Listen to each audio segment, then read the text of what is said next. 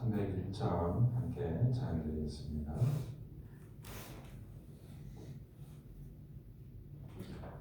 301장입니다. 지금까지 지내온 것 주의 크신데라 함께 찬양드리겠습니다.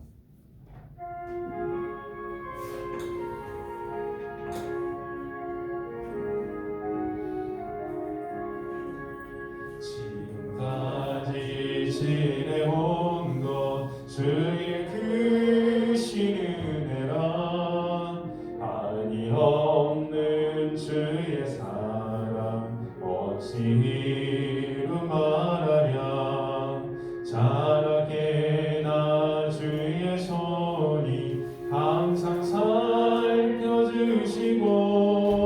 모든 일을 주 안에서 형통하게 하시네 몸도 맘도 연약하나 새 힘 받아 살았네 물불듯이 부시는 주의 은혜 속하다 사랑 없는 거리에 나 험한 산길에 맬 때 주의 손을 굳게 잡고 찬송하며 가리라 주님 다시 배울라니 날로 날로 다가와 무거운 짐 주께 맡겨 어슬 날도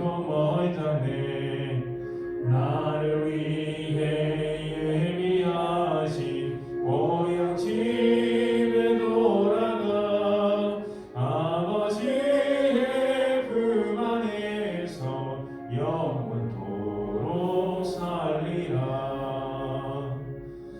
아멘. 하나님 아버지 감사합니다. 오늘 이 하루도 우리의 모든 생애가 하나님의 손 안에 있음을 알게 하여 주옵소서. 이 하루의 시작도 주님께 맡겨드리듯이 오늘 모든 시종일관을 하나님께 내어드리며 주께서 인도하신 대로 그 뜻을 살피며 순종하는 그한 복된 하루가 되게 하여 주옵소서. 오늘 여기까지 인도하신 하나님의 그 크신 사랑과 그 크신 은혜를 우리의 가슴에 새기며 한순간마다 주님 없이 살 수 없는 우리의 마음으로 주님께서 받아주셨고 예수 그리스도로 인하여서 우리의 순간마다 새 생명을 새 소망을 공급받는 복된 하루가 되게 하여 주옵소서. 우리를 원하신 예수님 이름으로 기도합니다. 아멘. 이 말씀은 다니엘서 5장 17절에서부터 31절까지 말씀입니다. 다니엘 5장 17절에서부터 31절까지 말씀입니다. 다니엘서 5장 17절에서부터 31절까지 말씀입니다. 다니엘이 왕에게 대답하여 이르되 왕의 예물은 왕이 친히 가지시며 왕의 상급은 다른 사람에게 주옵소서. 그럴지라도 내가 왕을 위하여 이 글을 읽으며 그 해석을 아뢰리이다.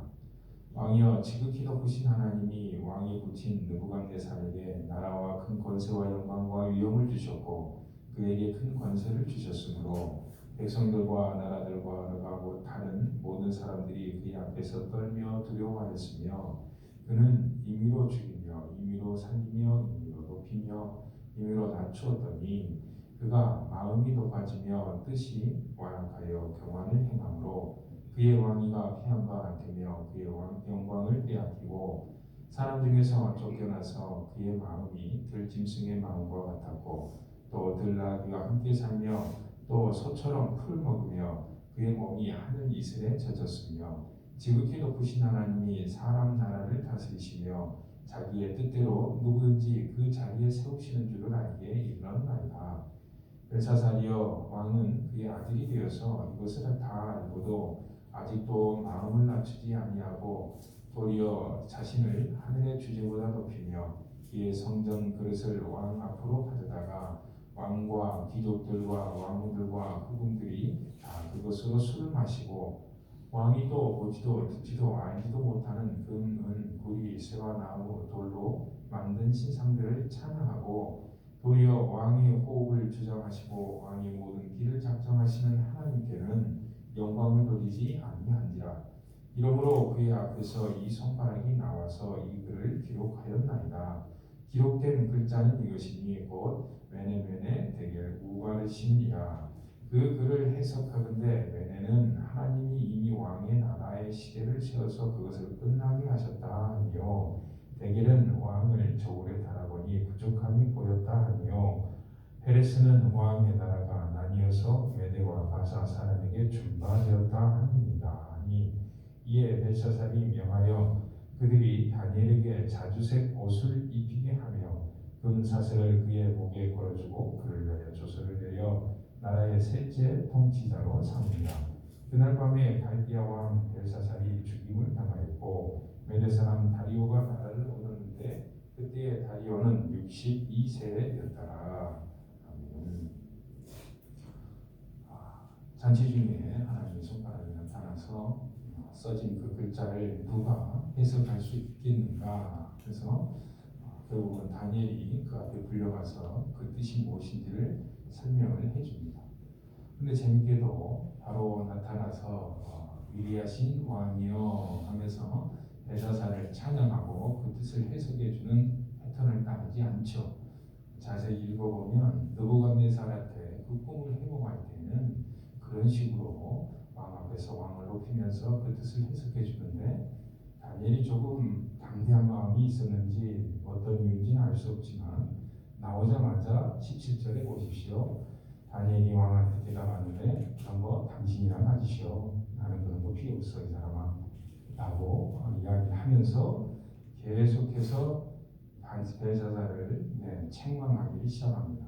그 책망의 내용 중에 보니까 18절에 왕이여 지극히 높으신 하나님이 느부갓네살 왕에게 당신 할아버지죠 이래저래 주셨고 19절에 그에게 큰 권세를 주셔서 이렇게 하셨던데 20절에 그가 느부갓네살 왕이 그럼에도 불구하고 마음이 높아지며 뜻이 완악하고 교만을 행하기 때문에 그의 왕위가 폐한 바 되어서 그 영광을 빼앗기고 누가 하나님께서 그렇게 하셨다는 거죠.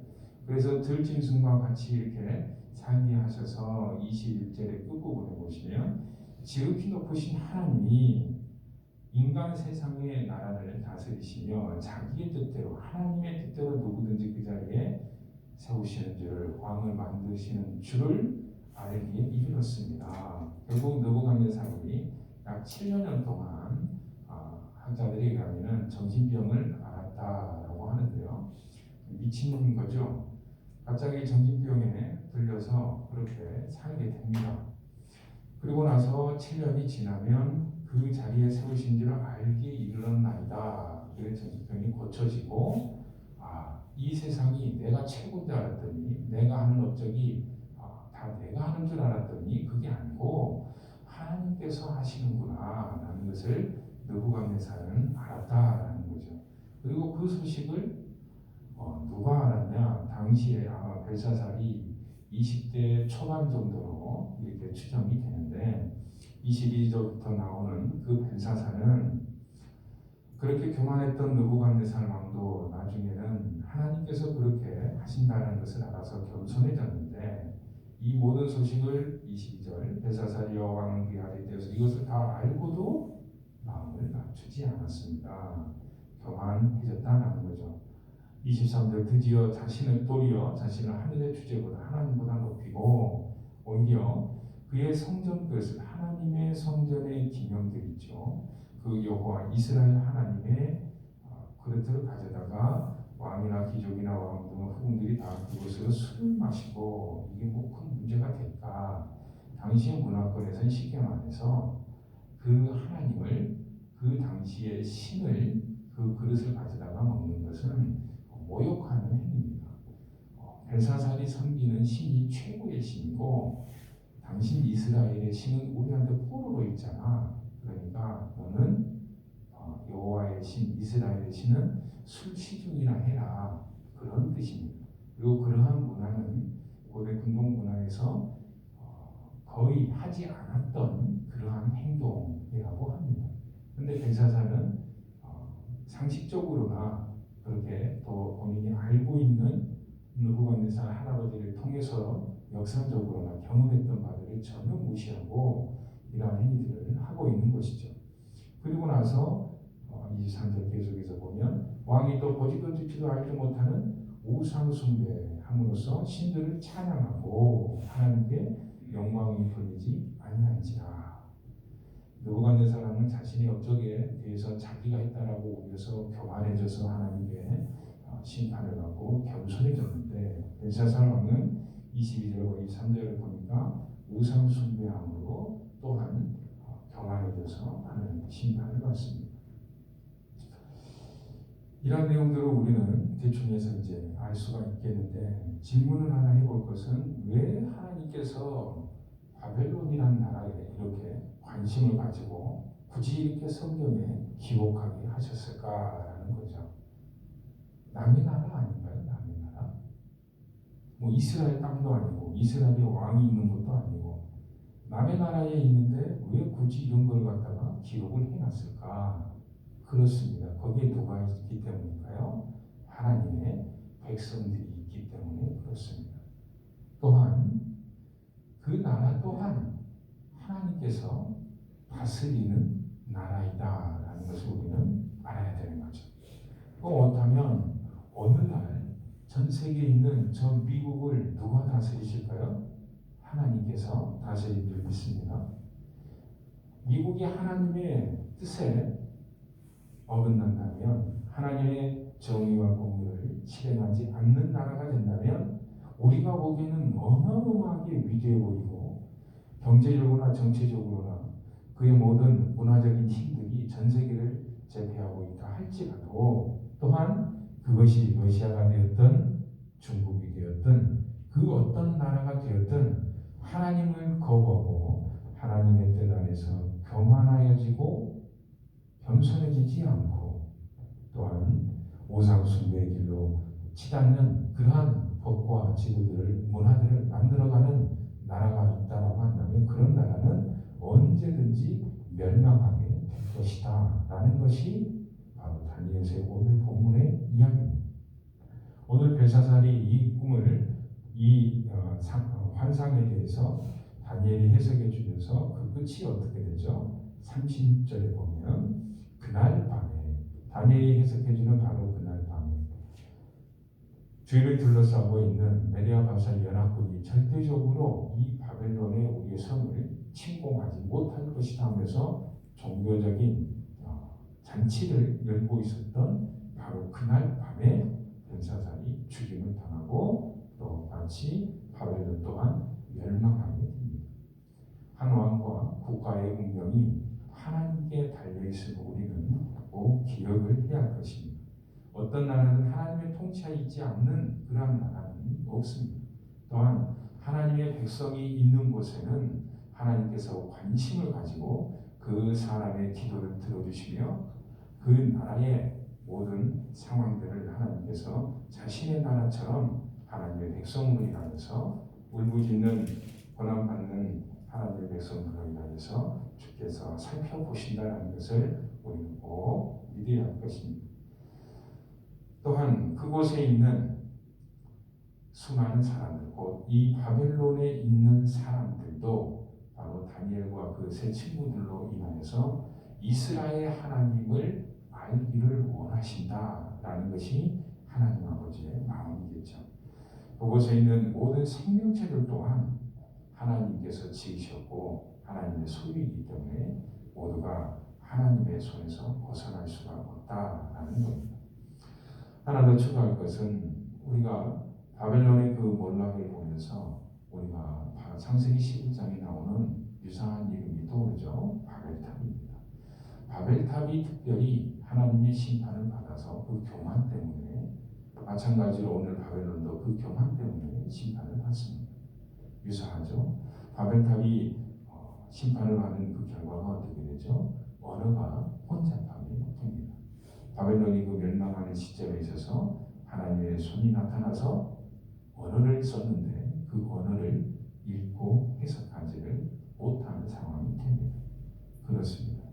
하나님의 심판에 또한 아주 유사한 형태로 보여주면서 바벨론이라는 단어가 이제 성경에서 사라지죠.